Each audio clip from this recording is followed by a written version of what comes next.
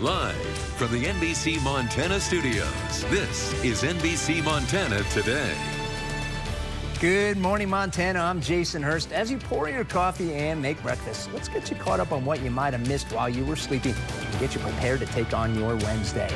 Coming up over the next half hour, contractors began cutting hanging limbs left over from Missoula's summer windstorm. We check the project's progress, and in Butte, hear the public's concerns regarding the latest proposal from the federal government when it comes to a full Superfund cleanup, and learn how a Montana senator's stance is impacting a decision involving land where a former NFL stadium stands.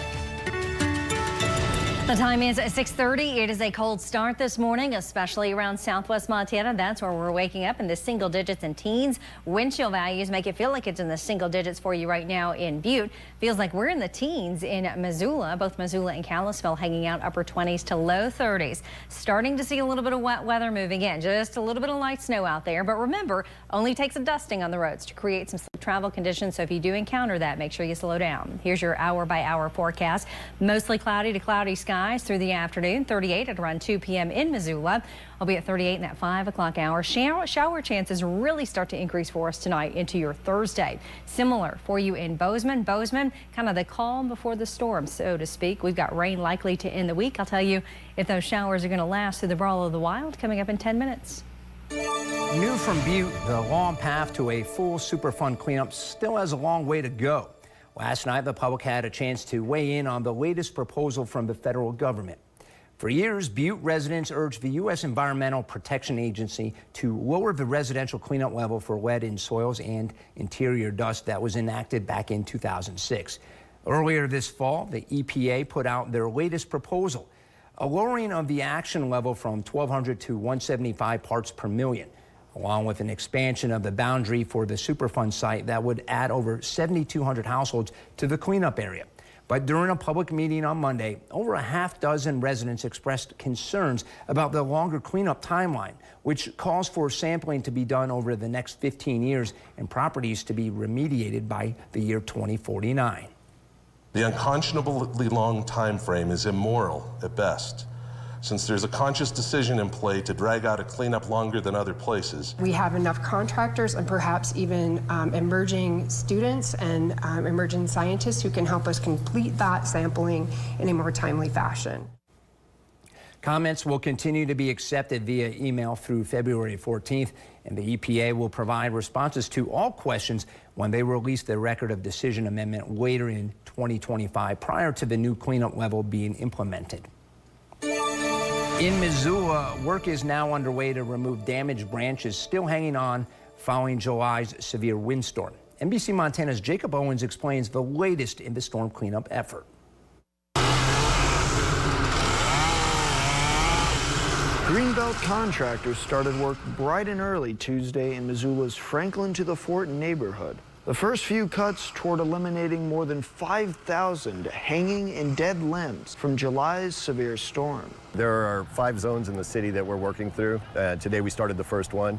It's about 4,500 trees that are spread out throughout the city, and we'll have to visit every one of them and mitigate the dangerous risk, the hanging limbs. According to the city, that number is closer to 5,300 trees. Brandon's crew will make its way from neighborhood to neighborhood, addressing trees pre-marked with a yellow tag by a debris monitoring firm. That firm was on hand Tuesday, and Brandon says they will stay throughout the process to ensure everything is done in compliance with the Federal Emergency Management Agency. FEMA will reimburse the city for 75% of costs. Marie Descharnes with the city says the hope is that the reimbursements will cover all contracting work from this week on.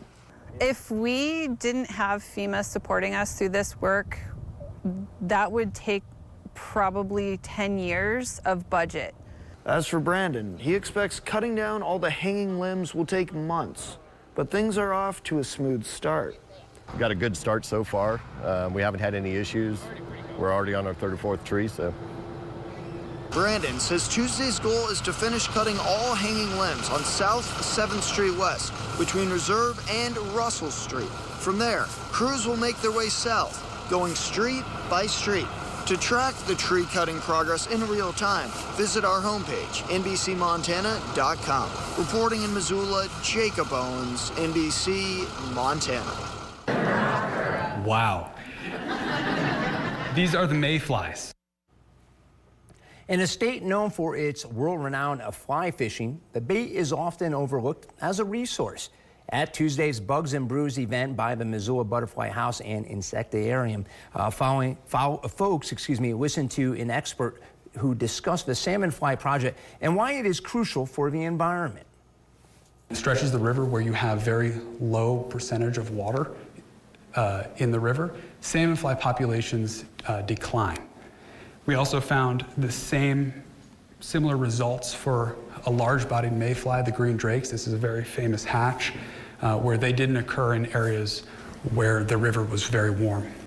The Salmon Fly Project is helping to spread awareness about aquatic insects in decline.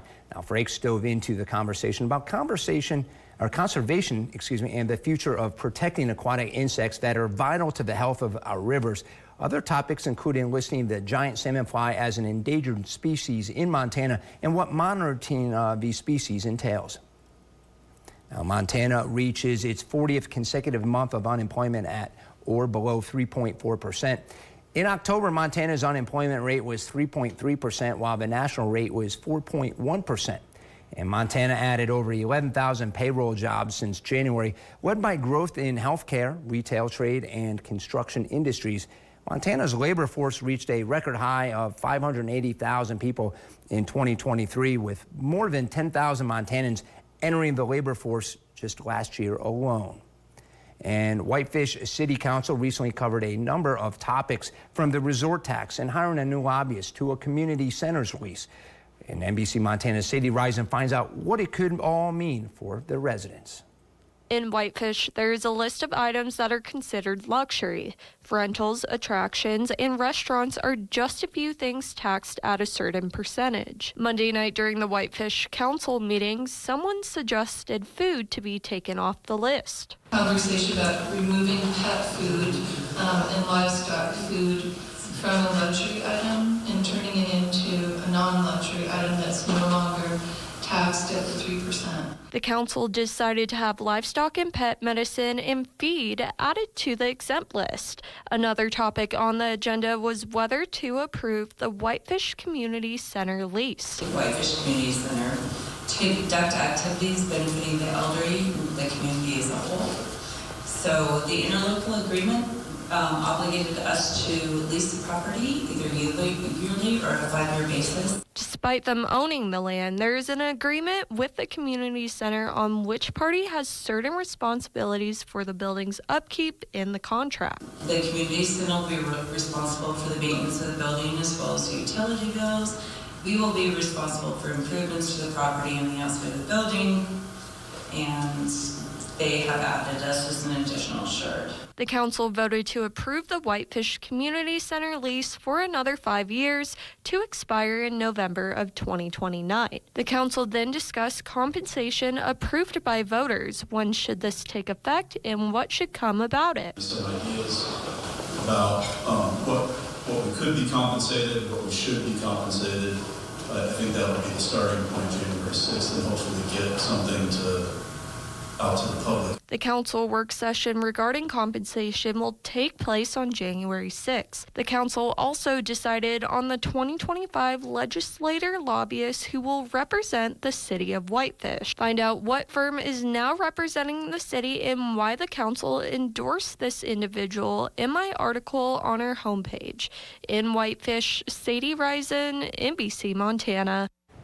And now we visit with Chief Meteorologist Brooke Foster. Brooke, as parents are getting their kids ready for the bus stop, what do they need to keep in mind? Well, this morning, kiddos going to need a jacket. As we move throughout the day today, temperatures are going to be quite chilly. And with that wind that we've been experiencing, it's going to feel a little bit colder than the actual temperature reading. In fact, we've had wind chill values in the teens this morning.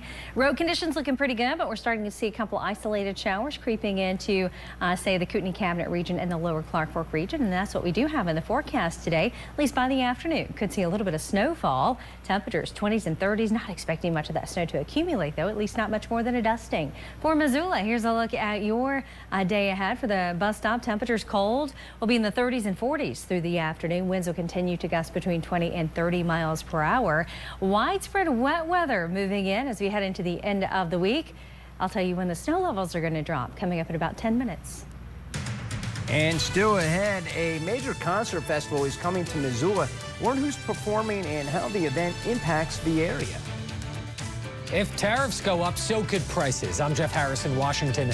Coming up, what retailers are saying they might do if costs get too high.